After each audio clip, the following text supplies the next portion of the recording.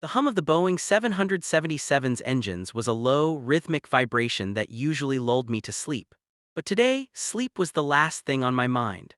I was sitting in seat 14B, squeezed between my younger sister Maya and the window, and a woman who had been sighing loudly since we left the tarmac at JFK. Maya, who is 12 and lives with sensory processing disorder, was already struggling. The recycled air, the cramped space, and the sheer volume of people were a lot for her to handle. To help her cope, she had her anchor, a worn, hand-knitted wool blanket that our grandmother had made before she passed away. It was a soft patchwork of dusty blues and creams, smelling faintly of home and lavender. For Maya, that blanket wasn't just bedding, it was a shield against the world.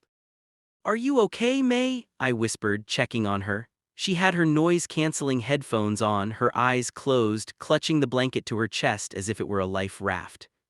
"I'm okay, Leo," she murmured, her voice small, "just a bit loud in my head today." I patted her hand and tried to settle in for the 6-hour flight to Los Angeles. That's when I noticed the woman in 14C, the aisle seat starring. She was in her late 50s, wearing an oversized beige cashmere wrap and enough gold jewelry to set off every alarm in the airport. She had spent the first hour of the flight complaining to her husband in 14D about the lack of legroom and the distressing quality of the complimentary snacks. "Excuse me," she said, tapping my shoulder with a manicured nail. I pulled one side of my headphones off. "Yes. That blanket your sister has," she said, pointing a finger at Maya's lap. "It looks quite warm. My husband and I are freezing. The vent up there is stuck and the airline provided ones are like paper." "It is warm," I said politely, "but it's hers, it's a personal item."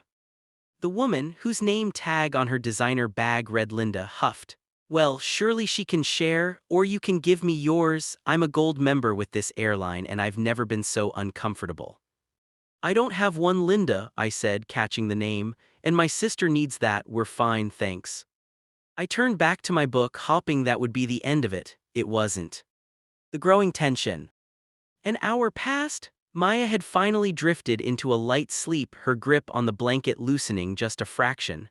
I was watching a movie, feeling myself relax, when I felt a sudden movement next to me.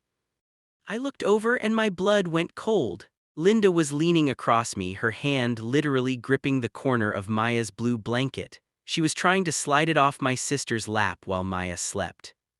"What are you doing?" I hissed, grabbing Linda's wrist. I didn't grab her hard, but I was firm. She jumped back, looking more offended than guilty. "I was just adjusting it. It was falling on the floor. It's a tripping hazard." "It was tucked under her chin," I snapped, my voice rising just enough to catch the attention of the man across the aisle. "Do not touch my sister and do not touch her things." "How dare you speak to me like that?" Linda whispered, shouted. "I am trying to prevent a safety issue. Besides, she's a child. She doesn't need something that heavy in this heat. I have a circulation condition." Maya stirred, her eyes flickered open, and she immediately sensed the tension. She pulled the blanket tighter, her knuckles turning white. "Leo, what's happening?" "Nothing, May, just a misunderstanding. Go back to sleep." But Linda wasn't done. She turned to her husband. "Harold, did you see that? This boy just assaulted me for trying to help." Harold, who looked like he had spent the last 30 years agreeing with everything Linda said just to keep the peace, nodded weakly. "Now, son, there's no need for hostility. My wife is just cold." "Then call the flight attendant and ask for another airline blanket," I said, trying to keep my temper under control. "This one belongs to us." The confrontation. The situation escalated 20 minutes later. I had gone to the restroom, leaving Maya for 60 seconds. I thought I could trust a grown woman to behave herself for 1 minute in a public space. I was wrong. As I walked back down the narrow aisle, I saw a commotion. Maya was standing up in her seat, her face bright red, tears streaming down her cheeks. She was making a high-pitched, distressed sound, the kind she only makes when she's completely overwhelmed. Linda was standing in the aisle, Maya's blue blanket draped over her own shoulders like a shawl. "Give it back," Maya sobbed. "Please, that's my grandma." "Sit down, little girl," Linda said, her voice dripping with a fake, condescending sweetness. "I'm just borrowing it. You're being very selfish. Your parents should have taught you to respect your elders." I pushed past a passenger waiting for the bathroom and stepped between them. "Give it back now." "Oh, look who's back," Linda sneered. "The bodyguard. Listen, I've had enough of your attitude. I'm cold, she's fine, and I'm going to use this until the cabin warms up. You can have it back before we land."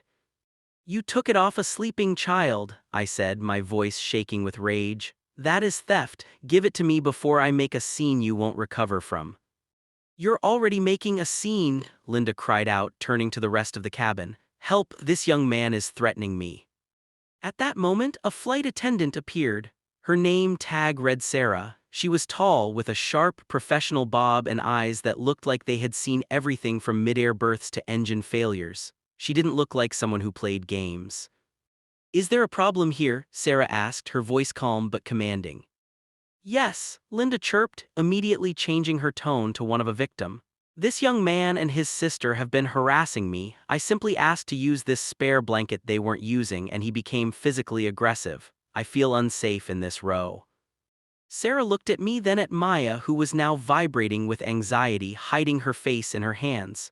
Then, Sarah looked at the blanket draped over Linda's shoulders. Is that your blanket, ma'am? Sarah asked Linda. Well, no, but... It's my sister's, I interrupted. Our grandmother made it. My sister has a sensory disorder and needs it to stay calm. This woman waited until I went to the bathroom and pulled it off her while she was crying. That's a lie, Linda shrieked. It was on the floor. I was saving it from the dirt. Sarah turned to the passenger in 15C, a quiet man who had been reading a tablet. Sir, did you see what happened? The man didn't hesitate. The lady reached over, grabbed it while the girl was sleeping, and when the girl woke up and started crying, she told her to shut up and share. Linda's face turned a shade of purple I didn't know was possible. He's in on it, they're all ganging up on me. The shutdown. Sarah, the flight attendant, took a deep breath. She didn't raise her voice. But the temperature in the cabin seemed to drop 10 degrees. Ma'am, Sarah said, looking Linda directly in the eye. Remove that blanket immediately and hand it to me. I will do no such thing. I want to speak to your supervisor. I am a gold. I don't care if you're the CEO of the airline, Sarah snapped, her patience finally snapping. You have touched another passenger's personal property without permission. You have caused a distressful environment for a minor, and you are currently interfering with crew member instructions, which is a federal offense. Linda froze. The word federal seemed to have a sobering effect. Hand me the blanket, Sarah repeated. Slowly, indignantly, Linda unwrapped the wool from her shoulders and shoved it toward Sarah. Sarah took it gingerly, as if Linda's touch had contaminated it. She then turned to Maya, her expression softening instantly. Sweetie, I am so sorry, Sarah said, handing the blanket back to my sister. Can you do me a favor? Can you tuck this around you really tight? Maya grabbed the blanket, buried her face in the wool, and began to breathe deeply. The anchor was back. But Sarah wasn't finished with Linda. Now, ma'am, since you feel unsafe in this row and find the cabin temperature so unbearable, I have a solution. My manifest shows we have one seat left at the very back of the plane, right next to the aft galley and the lavatories. It's much warmer back there because of the galley ovens. Linda's eyes widened. The back next to the toilets, I paid for a premium seat. And you have forfeited the right to sit in it by harassing other passengers, Sarah said firmly. You can move to the back peacefully, or I can have the captain radio ahead to have Port Authority police meet us at the gate in Lax to discuss your physical altercation with these passengers. Which would you prefer? The cabin was silent. Even the hum of the engines seemed to quiet down to hear Linda's answer. Linda looked at her husband. Harold, do something.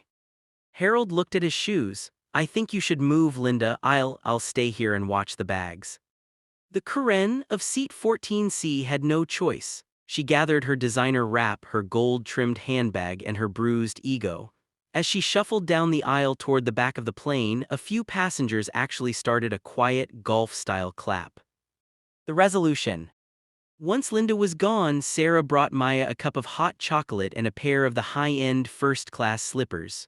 For the trouble, she whispered with a wink. The rest of the flight was the most peaceful 6 hours of my life. Without Linda's constant complaining and hovering, the air felt lighter.